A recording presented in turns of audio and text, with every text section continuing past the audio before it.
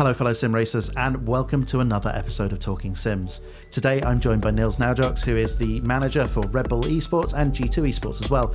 We're going to be talking about professionalism in eSports, driving at the top level, and trust me, there's some excellent insight in here from Nils, who's both a competitor and a team manager, so has seen both sides of things. And we're also going to be talking about driver coaching, which will lead to a video tomorrow where Nils is going to be coaching me in Assetto Corsa Competizione and trying to find just how I can get that little bit quicker.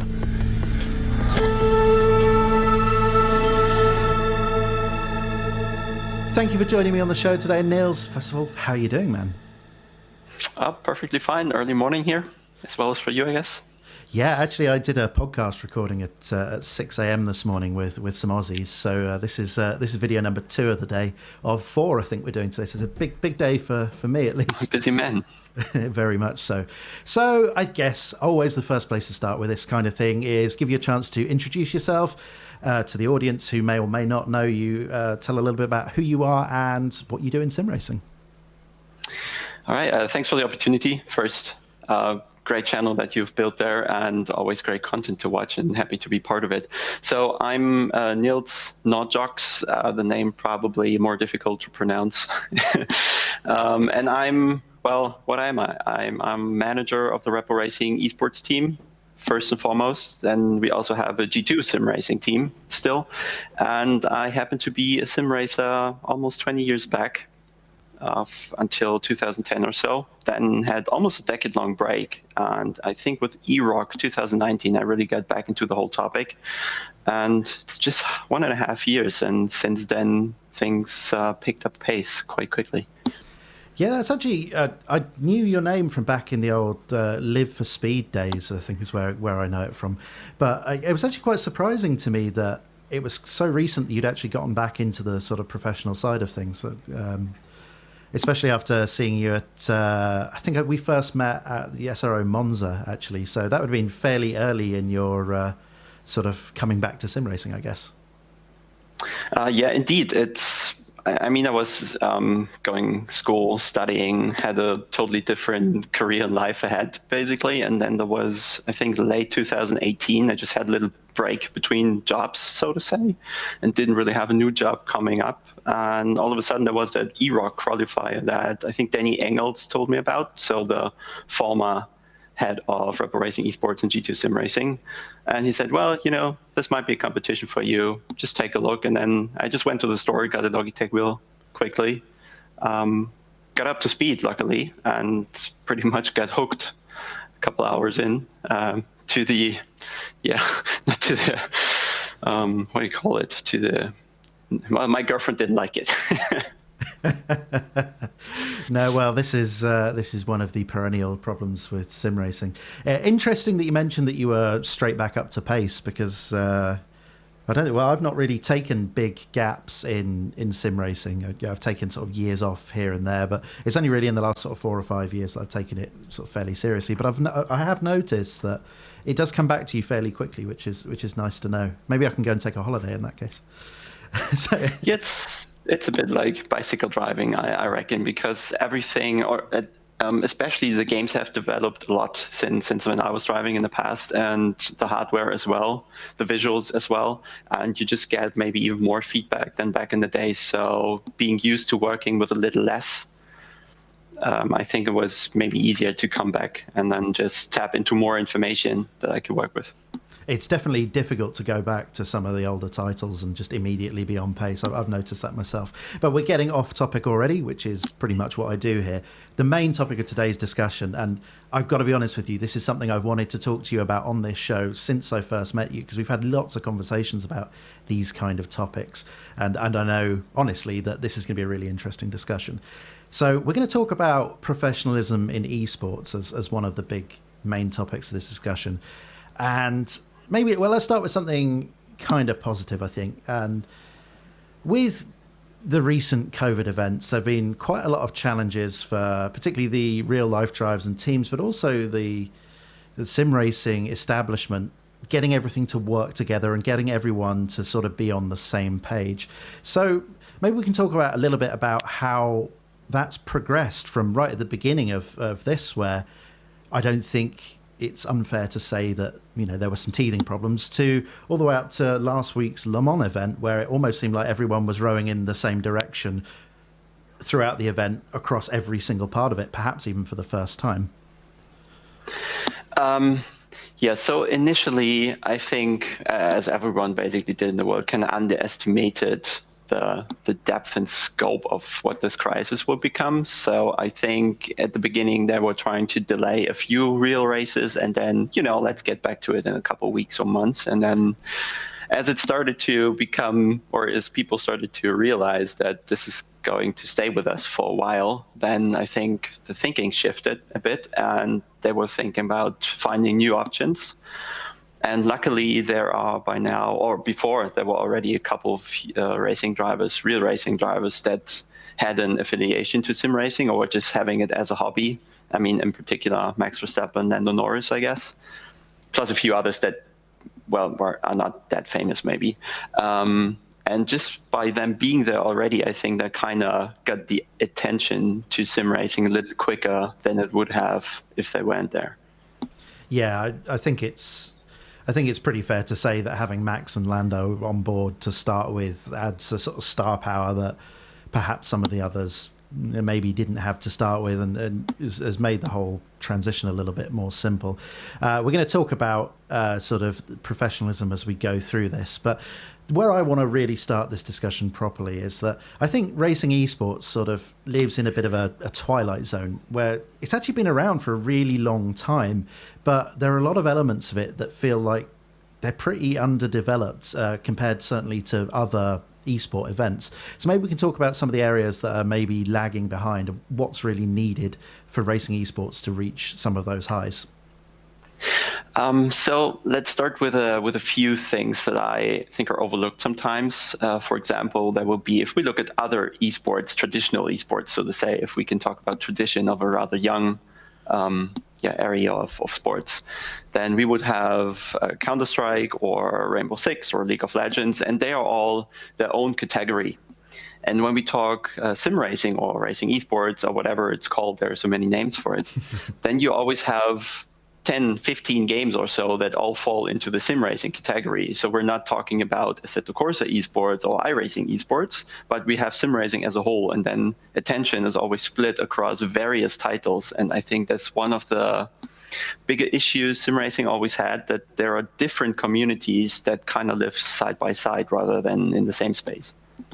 Yeah, actually, that's sort of a pet subject of mine, is how weirdly homogenous the sim racing community is. We are all really together a lot of the time, but it doesn't take very much for everyone to get really tribal and separated out. And I know that's something I talk about a lot on the channel, so I'm not going to go down that road too much to start with. But one of the other big problems that I've noticed, and we've actually spoken about before, is the shift that sort of occurred. Now bigger brands are getting involved in these esport competitions, particularly parties that play multiple roles. They might be involved in the media side of things. They might be involved in the broadcasting. They might host the event as well. In one case, let's just say the race, for example, are controlling the media side of it and the race, and they're running their own teams in things as well. So how does that affect the general balance in esport? So first of all, I definitely don't want to call names or so, because I don't think anybody has bad intentions with it. They're just trying to seize the opportunities that open up to them, and that's fair and square.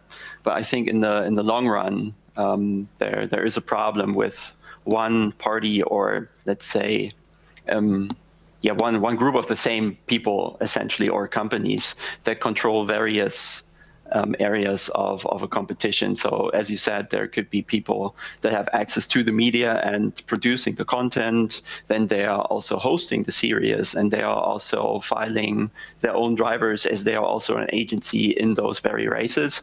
And I think it just opens doors to conflict of interest. And I'm not saying they're necessarily making use of it, but it's just too easy to exploit it. And the main problem, I think, is, and again, comparing it to the traditional esports side, is that there's literally not a single controlling body in sim racing that would take care for competition integrity, for example. If I would go to League of Legends, and Denny would probably be able to say a lot more about that because he's way more involved, is that, for example, Riot, the publisher of the game, is controlling the whole esports competition thing, and they're putting out a very, very tight rule book for what teams are allowed to do, which partners they can line up with. And for example, there can't be the same sponsor in two teams in a way, because then there would already be a conflict of interest. So it's very controlled to always avoid any issues that could interfere with clean and fair competition. And I think in sim racing, there's certainly a lack of that. Yeah, I just want to be clear, because I did sort of call out Talk Esports and the race, those guys. That's one example. There are, with SRO Esports last year, we had the same people running the competition, the broadcast, and one of the teams. And I had another example in my head recently. So there are multiple competitions. In fact, Redbull sponsor things and sponsor drivers and sponsor. In the interest of fairness, there probably are a limited number of companies that get involved in these kind of things. So there is a possibility for these things to occur in a very natural way. What we don't want is to get to a situation where it's happening in an unnatural way to gain an advantage. I guess that's probably putting words in your mouth. So looking at one side of things is, of course, the competition itself, but there's also a competition offside the track, which means now that there's money in sim racing, there, of course, Red Bull Racing, the team I'm working for, is essentially trying to make this a viable product, right? So we are filing these cars in these races, and we are trying to get sponsors on the car eventually, right? So pretty much working like in traditional motorsports. And the problem we have is that leagues sometimes are not really aware that all the other teams competing in their very own series are trying to make this a product on their end as well.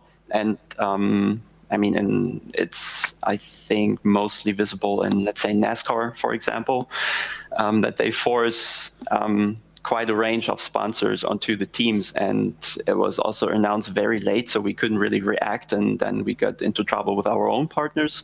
And then, for example, we had to pull one of our partners away from the NASCAR, because all of a sudden there was a big brand, like a week before it started, announced from NASCAR side. Yeah, it's difficult, and that actually kind of leads me into the next part of this, which was sort of talking about some of the business side of things. I'm someone that's really only been involved in esports on the broadcast side of the bench, but it does seem like these events vary incredibly in their approach, particularly in terms of business structure and prizes. Is that something, do you think, that needs to change? When you mean change from what? Because, as you said, we have different models, and from which model do we want to get away, and to which model do we want to migrate? I don't think it's decided yet. We certainly have a couple models to tap into, but let's say what most other esports games do is have some sort of franchise model where the teams have some form of guaranteed income, have participation in whatever revenue the league makes from their own sponsor deals, for example, so that there's a focus on sustainability and thinking a little more long-term, whereas in sim racing, it seems to me like everything is very short-sighted, 1 or 2 years max, and always just landing some sort of gig in a way. So we have the league doing their sponsor, getting over with it, they bank the money, and that's it. Yeah, no, I 100% agree with that from my side, my experience. And you get that comes across in the prizes as well, which often really bizarrely for what's supposed to be some professional esports competitions, the prizes are totally irrelevant, it seems, at times to the people actually competing. They look great to the audience. Like a track day in a Lamborghini sounds amazing to someone like me. But if you're trying to earn a living, if you're trying to do this professionally, and you win 3 track days a year, that doesn't pay the bills, does it? it pays the heart, but yeah, as you say, certainly not the bills. And that's, I think, I mean, it really depends. We can have these competitions because it's a great opportunity for people in sim racing, because there's certainly a lot of guys who really fancy becoming a racing driver, like James Baldwin did. And I know Sebastian Job always has an eye out for this kind of stuff. But eventually, if we want this a business for the brands that now invest in it, and I know Red Bull does, I know Ferrari does, like all the F1 esports teams do invest, and eventually they want to see a return, and that's really difficult with these sort of competitions where you just gain the track day, and eventually, or potentially, your driver that you try to grow ends up with another brand that didn't pay you a penny for it. Yeah, driver development by way of sim racing is it's a new problem that we're certainly having, but it's something that you guys are going to have to adapt to. I think it's you're doing all the hard work, and someone else gets to pay all the rewards. But speaking of driving, maybe we can segue into the topic of, well, driving. You're not just a team manager, as you mentioned, you've been a competitor yourself, and you undertake some coaching as well, which I want to get into later on in the video. But as a team manager, putting your team manager hat on now, can you maybe talk us through the sort of type of preparation a top driver would undertake for an esport events, for example, like the F1 esports that you guys have done so well in recently? Yeah, I've noticed that it's hard to change the hats. I always wear them all. But looking at my guys, and I mean, we are F1 esports world champion in the team standings. So I guess we did something right last year, and especially our drivers did. And big part of the success, I think, was their huge amount of dedication. I think the game came out somewhere around this time last year, I believe. And until now, they probably have 1,000 hours banked in these accounts. So let's just average it out over 300 days, roughly. They have at least 3 hours a day spent in the game. And there were certainly a couple of weeks after F1 esports ended where they didn't do anything. So that just points to them training at least 5, 6, 7, 8 hours a day. And then, let's say, directly before an F1 esports event, we would look more at, like, I don't know, if they were scared they wouldn't have the pace, it could end up being 10 or so. So what does that preparation look like? I mean, you know, for me, I could easily spend 8 hours driving around in a sim every day and not improve at all. So maybe is it possible, without giving away too many trade secrets, what some of the preparation for this actually sort of looks like in a bit more detail? Yeah, of course, I can't tap into our secrets, but I know that we're talking about mostly very young people who didn't, in most cases, originate from, I don't know, they didn't stop another job, but they always kind of started in sim racing. So they're the first to really be full-time sim racers from scratch. They never did anything else or just had an apprenticeship or something. So what I experience is that there needs to be some structure deployed for training. Else, I mean, there's so much to prepare, especially for F1 esports, when you have 3 races on a race week, so to say, or it's across 2 days where you have 3 races, and you potentially have dry conditions, you have wet conditions, you have qualifying, you have race. So you have at least 6 different, or rather 12 different scenarios that you have to practice for, and it's really easy to lose track of everything that you have covered, and especially, or even more, what you didn't cover so far. And then drivers can get caught up in, focusing too much on one track and kind of neglecting another. So I think it's one part of it is kind of bringing structure to it. Especially with these huge amount of hours, you need to start focusing on your body as well, because it's just sitting in these rigs, and let's say they are not the most comfortable. They weren't designed to spend your life in it. You really have to kind of take breaks and plan breaks, and also plan coping, because you naturally, doing something this intense for these long hours, you will eventually have some pain here or there that you will have to deal with. And the competition doesn't wait for you, so you have to get back in line really quickly. So we started to include some sort of also physical preparation, but I don't think it has sunk in with everyone yet. That's another sort of part of the professionalization of racing esports as well, isn't it? The sort of approach to total competition. Something that occurred to me actually, having met a bunch of these guys at different events and gone to watch the F1 esports filming a couple of times as well. Yeah, it does come across. It doesn't always come across on television just how young some of these guys are. So do you guys have to undertake things like media training and things like that with them as well? Because they're put into the spotlight pretty quickly, aren't they? I mean, there are a couple people, without saying names, who are not that willing to talk a lot on camera. I don't think it's shyness. It's just, well, I don't know the reasons really. But yes, with these big brands involved, we certainly are looking for this exposure stuff. So we need people to be eye candy some sort, and media needs to want to talk to them. So yeah, indeed, we did have a media training, and we will certainly have a refresher sooner or later, because it's a progress always, right? You don't go to media training and afterwards everything is just perfect. You need to do it over and over again, get some routine in it, and there are just some people who are naturally more vocal than others. So there's certainly something to it where professionalization comes in that regard too. They need to be doing 8 hours a day doing interviews with sim racing idiots like me. They'll get them prepped. Anyway, right. So the next thing I wanted to talk about in the sort of esports driving side of things is something I've noticed is, just as a casual driver, is just how much changes in updates, changes in the meta, if you will, things like BOP, new builds, and even new sims.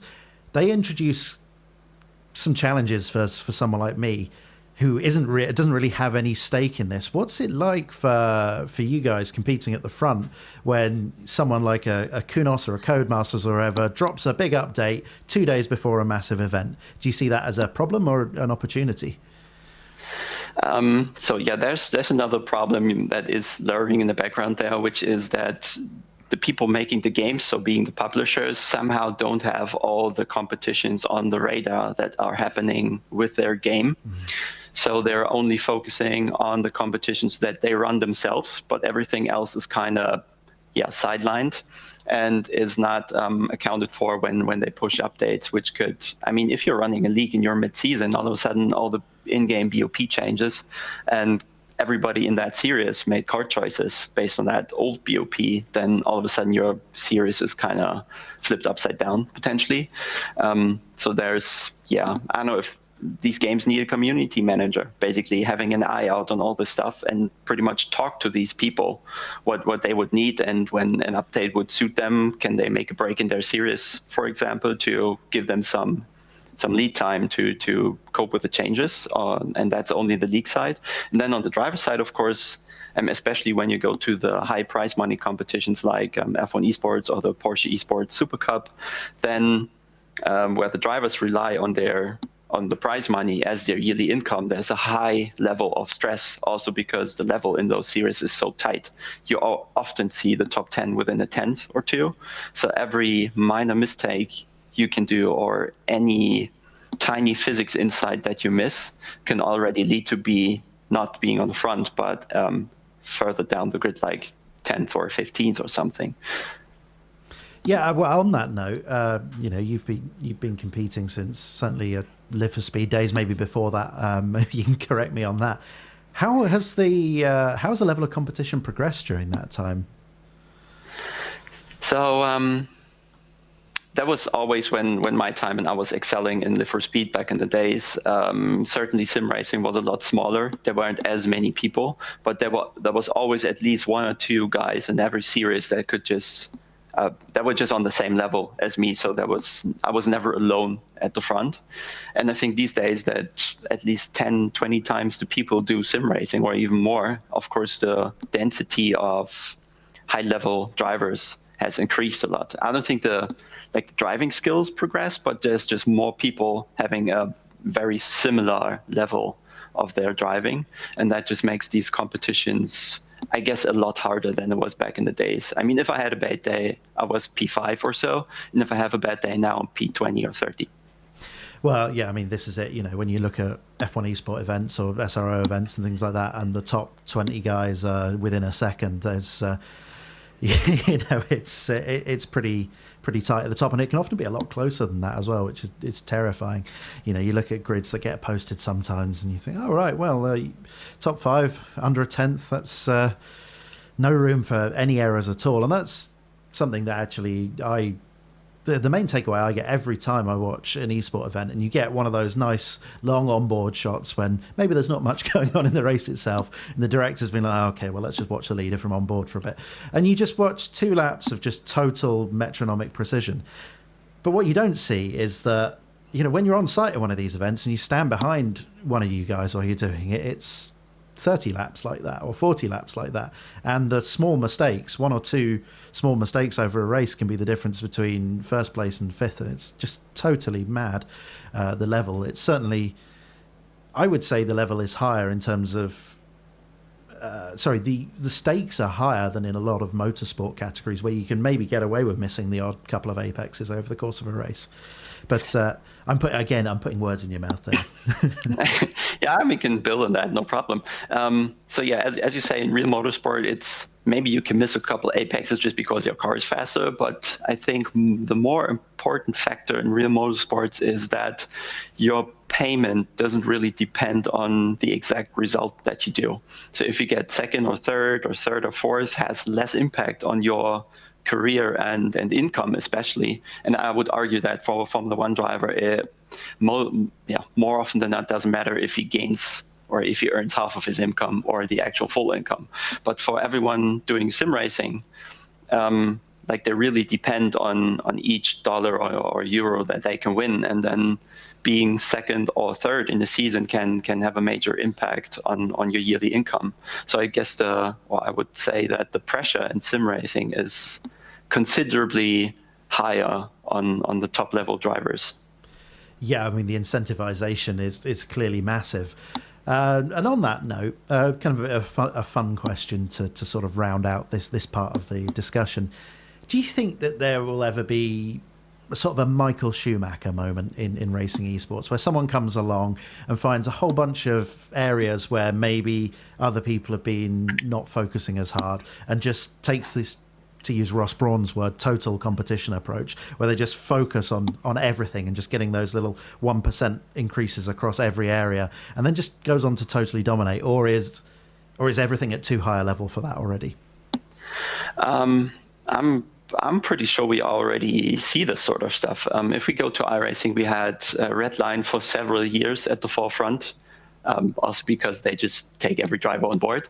But on the other hand, there is, not going to lie, Koanda SimSport is doing a great job with what they're doing, and they're always at the front of each race they're competing in.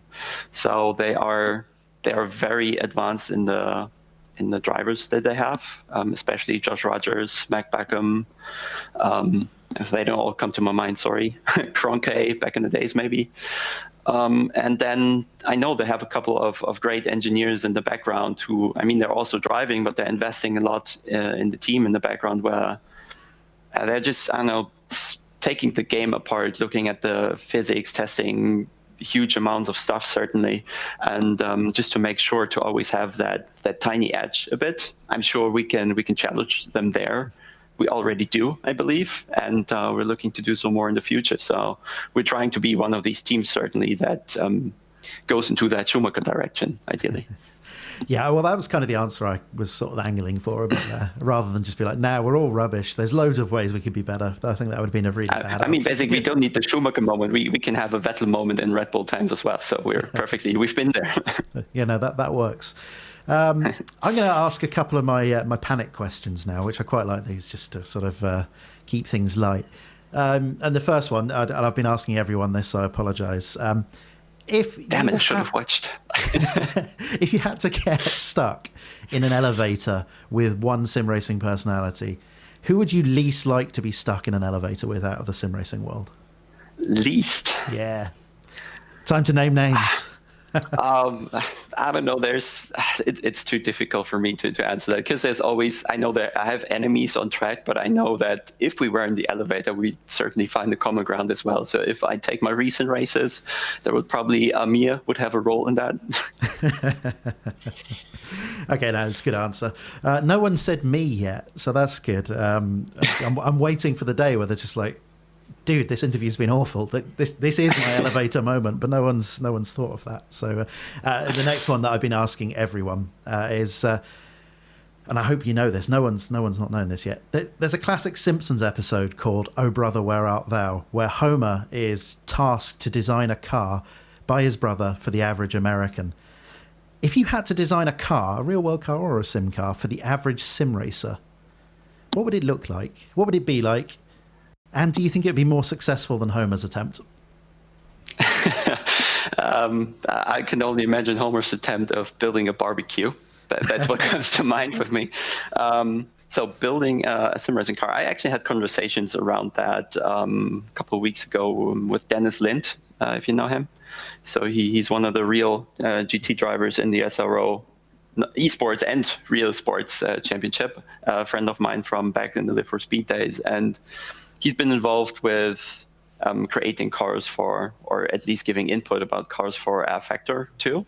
And so we had a conversation about what cars really need to do in order to have great competition. And one thing that we have in racing and then also in sim racing, because we try to model everything from the real world, is once we go into faster cars, we usually have a higher amount of downforce involved. And that usually leads to some stuff or like downforce loss for the car behind. And that usually also becomes a problem in sim racing games, especially in Formula cars. So if I had to design a car, I would probably just have, because the sim gives us the option, right? Design a car that has downforce levels, but where the downforce for the following car isn't as affected as it would naturally be if you adapt it from the real world. The other thing would be, I'm sure there's an engine concept that is more interesting than others, but to be honest, this is not an area of focus for me. And then what else would there be to the car? I wouldn't go for a road car, certainly, so it had to be a race car. I would certainly limit the amount of setup options just to equal the playing field a little more, let the people focus more on the driving side of things. Because every setup option you give involves something in the physics, and that always, as we are having games and we're having PC or written code, there's always an option for exploits happening because the code doesn't work as expected. So my idea would be to reduce the chance of including unintentional exploits in the car. Running out of words, maybe? No, that's really good. I mean, that was a really throwaway question. It's supposed to be just a bit stupid. I think the first person I asked was Ricardo, random call sign, who basically said, "Oh, I just put a sim rig in the passenger seat." But that was a really interesting answer. That gave a lot. I think it gave a lot of insight actually. So I'm enjoying these panic questions. They always turn up something interesting. But let's move on to back to the prepared remarks. I say prepared, the questions I wrote down earlier. And let's talk about sort of your third hat, which is, I guess, is as a coach. So first of all, do you want to introduce the coaching service and talk about maybe why you decided to move into this area? Yeah, I need to do a little circle there, or half a circle. I was actually starting my YouTube channel several years ago, and after a couple of videos, I really lost it, or didn't give any more attention to it. But I got fed up with or teaching videos on YouTube, so to say, where people try to tell people how to go faster, and they really didn't go into the detail that would actually make you faster. They would give you, I don't know, the typical stuff like, here's the braking point, brake hard, brake in the straight line, clip the apex. Yeah, of course, what else? Then go on the gas early and take all the speed onto the straight, which is pretty much like every real Formula One onboard lap is commented on, because the cars are just way too quick to really go into detail. You have, I know in Monaco, you have 20 corners or so to go through, and it just takes the car a minute and a couple seconds to lap that. So you really only have 5 to 10 seconds or even less per corner to say something about it. And yeah, in the end, there's so much more information, so much more with the car that's happening that is interesting, what the driver needs to know in order to change his approach to that corner, that I started to go a little more into this detail. And then, as I said, it died off a little. And then now, as I got back into sim racing 1.5 years ago, I also picked that up again, and recently has been going really well. I received a lot of positive comments on that, because I think there's actually something unique to the information I'm trying to share. And then I saw, well, yeah, there are coaching services on Iracing. There's a coaching service by, Dave Perel started it, and that got me the idea, well, I know this stuff. I could tell that to people too. So I thought, okay, let's give it a try. First couple sessions I made way cheaper, just to get people interested, and also test myself if I could really transport that information that I think is relevant, and if it would really make people faster. And as I went along, I think I had at least coached 40 people by now or so. I think everyone progressed. Not everybody answered, but I just assumed they progressed and didn't need any more coaching. And since it got rather time intense, I had to go up with the pricing a little bit. But now it's something I regularly do. No, and it's great. And for people that haven't seen Nils race, take it from me, he knows what he's talking about here. So what does a typical driver and coach session actually look like? And maybe how does that differ for amateurs like myself? And actually, let's just totally derail that question. I'm gonna sort of let the cat out of the bag now, that after this recording, Nils is going to do a coaching session with me. I've already provided him my lap, so he knows exactly what cards I'm holding. So hopefully we can improve, and I'm going to find out. But for you guys, what does it sort of look like, and what's the difference between teaching a well-intentioned amateur like myself and someone that actually knows what they're doing? You're certainly not an amateur, because you're in sim racing for quite a while. So you know a lot of stuff, and we usually will be able to talk the same language. So the gaps are actually not big. Usually it will be that we find, and I just had a brief look at your data, but it's the same for everyone really, that there will be 1 or 2 patterns that you will repeat every corner, mid-corner, exit of the corner, entry of the corner. And with just looking at one corner, we more often than not can find something that will be present in all corners of the track. And then if we find half a tenth in the first corner, it's very likely that we find the same half a tenth in all the other corners too. And if you just think about, well, gaining half a tenth in that corner, it doesn't sound that much, but over the course of a lap, it usually adds up. So what I'm going to say is that even if you're behind 2-3 seconds of the top guys, you're still not doing bad, because you know the basics already. So you know where to put the car. Maybe you're not maxing out on the full width of the track, for example, but more or less you're there. They're just tiny adjustments that need to be done. And especially for, say, the beginners or those being a little further away, I go a little more into concepts while coaching. And when I had the chance to coach a couple real racing drivers that now migrated to sim racing, it indeed was a bit easier in the sense that I didn't have to explain these concepts, because they already knew them. And if I showed them the data, they were immediately seeing, oh yeah, I get this, thanks, this is already part of the story. And then speaking with real race drivers is really interesting, because I also learned something back from them, because they use a couple terms that weren't known to me, at least. But I had that in my driving, I didn't even know I was doing it, and I wasn't deploying that technique, for example, which now I have a name for. And then I think the real drivers just always pick it up a little quicker. They are quicker to convert all that information, while the sim racer that's 2-3 seconds off just might take an hour longer to deploy the new ideas into his driving. I mean, that's really interesting. A couple of points you made there that I'd like to pick on. I've long maintained that the difference between, again, like a fast amateur or whatever you want to say, someone that's fairly can go and win online lobby races and be quick in a sort of club racing scene, but is a way off of the esport guys. I've always maintained that difference is about 1/10 of a second per corner. And that adds up often to, between a second and 2 seconds a lap, depending on where you are. And it was really interesting seeing the comparison that you sent through. You sent through a little bit of data that it was pretty much that 1/10 of a second per corner.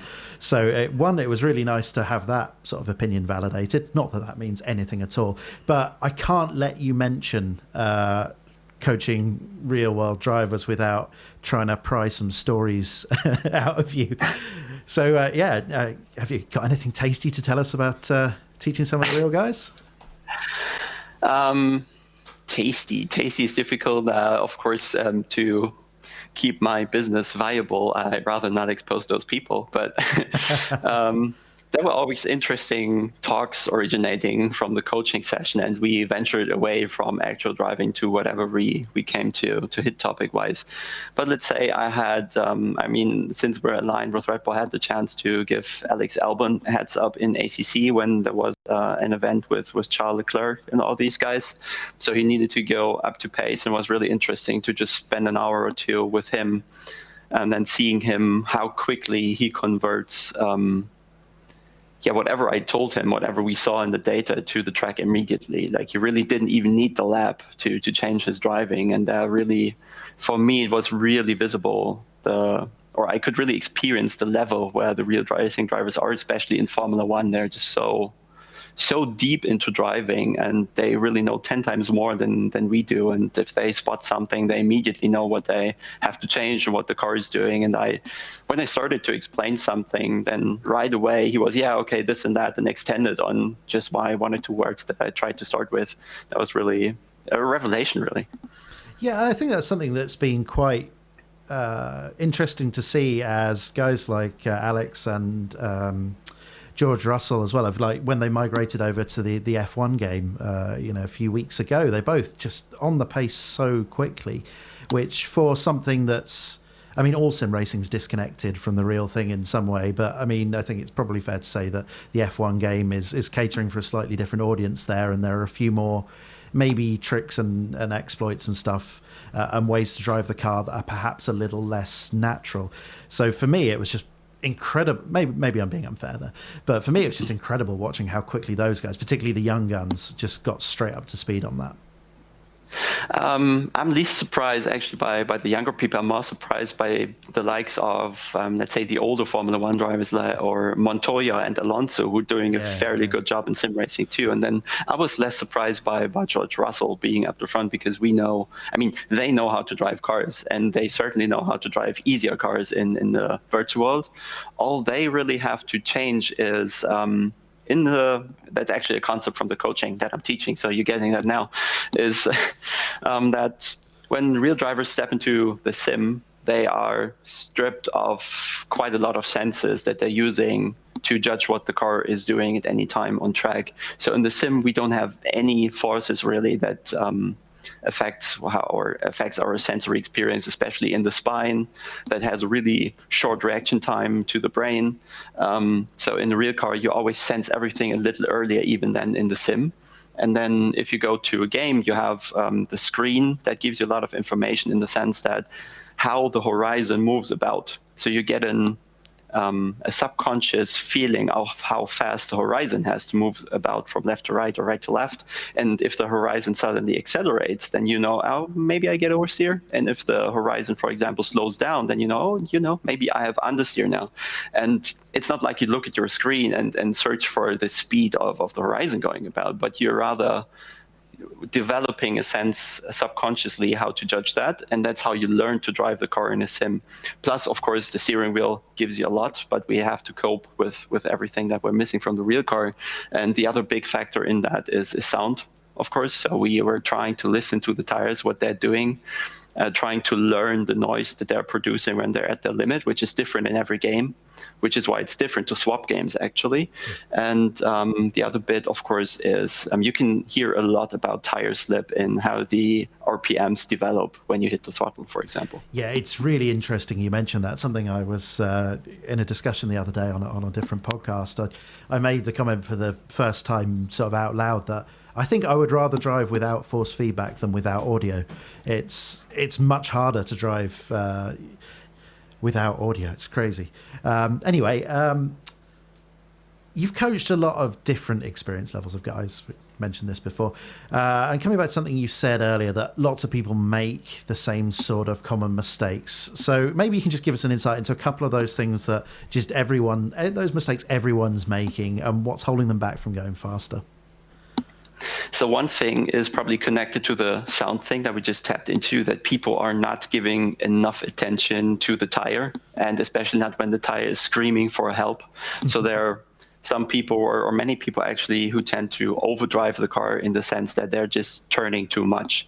And it sounds easy, but it comes with additional problems afterwards, right? Because if you turn too much, then at some point you will have to open the steering wheel. And once you do that, you come across that point where the front end of the car suddenly develops grip again. And having grip again usually means that the car will show a reaction, and you're usually surprised by that. And just by reducing your turning angle, for example, can also just change completely the way that you perceive the car to act on the exit of the corner. So that's one thing for sure, just the turning angle, something to look out for, and listening more to the tires. And the other thing is that people are a lot of times not making use of, or not trying to exploit the car by transferring weight to certain corners of the car. And then you would see, for example, just to point out one pattern, is that people keep a stable speed throughout the whole corner and have the throttle pushed around, I don't know, 20, 30% or something. And then once you go to full throttle, the reaction of the car is just going to be really tiny, and you can't really force all the lap time out of it if you don't force that reaction of the car. And similarly, how you throw it into a corner just gets the car into a certain state that a lot of people are just not tapping into. Yeah, interesting stuff, and I'm sure we will get into this in great detail in the coaching video, which for the people that are listening on the podcast app will probably already be out. The people that are watching this on the day of release will probably be out tomorrow. Dear God, just follow me on Twitter for this stuff. It's impossible. It's impossible to predict when any of this stuff's going to happen. But I'm really looking forward to that. Let's round out the interview by asking a fun question. How much does equipment matter? Typical question. There is certainly something to it. And going back again to this judging how fast the horizon moves about, it's certainly easier to judge that when you have a triple screen setup, for the simple reason that you have, just imagine your triple setup, right? If you look to the middle screen, the pixels approaching you are being rather slow. And the more you go to the outside of the screen, the pixels will travel a lot faster. And if something moves faster, it also changes its speed faster when you're turning. So you just get more impression of pixels moving fast or slow around you, which just subconsciously, again, gives you a better way to judge what the car is doing. And also with having better visuals, you just have more reference points subconsciously in your head that you're developing that make it easier to learn the track, I would say. Then additionally, I think, especially on iRacing, the brake matters a lot. I know people are good with Logitechs, but I think it just takes them way longer to release the potential in them when they have inferior equipment in that respect. I wouldn't talk too much about the steering wheel. I think that's one thing you can always easily change to. I think changing the steering wheel is a lot easier than changing pedals, for example, because the muscle memory in the foot, going from a travel-based pedal to a load cell and to pressure-based braking is a bigger transition. I think, being a fun, short question, equipment does matter, but not to the degree that you're all of a sudden a second faster. So. Yeah, I think everyone that knows what they're talking about gives a variation of that same answer, and that's great to hear. But I'm going to keep asking it of fast people, so I can keep pointing at them and say, look, he said that it doesn't matter, so Don't trust me, trust him. It's interesting you mentioned brakes, actually, because the thing that I find really difficult transitioning between some sims, and it is mostly a bunch of sims and iRacing. It always takes me longer to get up to speed on iRacing than it does, say, jumping from Assetto Corsa to R Factor or something. And it is the brakes. It's just the behavior of the brakes is tough for me to undo that muscle memory, and that sort of crystallized something I've been thinking about for a while. So, what is it specifically about the brakes in iRacing that causes that? Totally off-topic question. It's totally not. I mean, we're into driving and sim racing. So I think it's the most important thing in iRacing certainly is how you are able to be on the edge of what the tire can take in terms of braking. And what iRacing does different to all games is that in ACC you have, like the real car, you have ABS that sorts things out for you in a straight line. You still have to trail brake to not overdrive the car, but I think in ACC it's a lot easier to handle the brakes. Whereas in iRacing you just can't slam the brakes. You would immediately lock up the tires unless you have an ABS car too there as well. But especially, I think the most difficult car in sim racing that we have is probably the Porsche 911 Cup on iRacing. I'm glad you said that. Yeah, I mean, it's just, it doesn't have any assists. It's a tricky car to drive just for the weight balance. It has just the engine concept it has, then the rather light front that it has, and plus, of course, the tire model that iRacing has just forces you to always be very close to that grip limit. And while other games allow you to be above that grip limit and don't penalize it too much, on iRacing, you're getting penalized loads when you overdrive the car just once. You never get it back in line. Beautifully put. I think that absolutely summarizes my thoughts on the iRacing driving experience, and particularly the Porsche Cup car. And I think on that note, it's probably a good time to bring things to a close here. So first of all, thanks, Nils, for joining us. Everyone should tune in tomorrow or whenever it is relative to this video recording to watch the training session. I think it's going to be really, really interesting. So I'm going to wrap this up as quickly as possible so we can get on and do that. So I guess all that's left to say, guys, is thank you for watching and enjoy the rest of your day. Thanks for having me.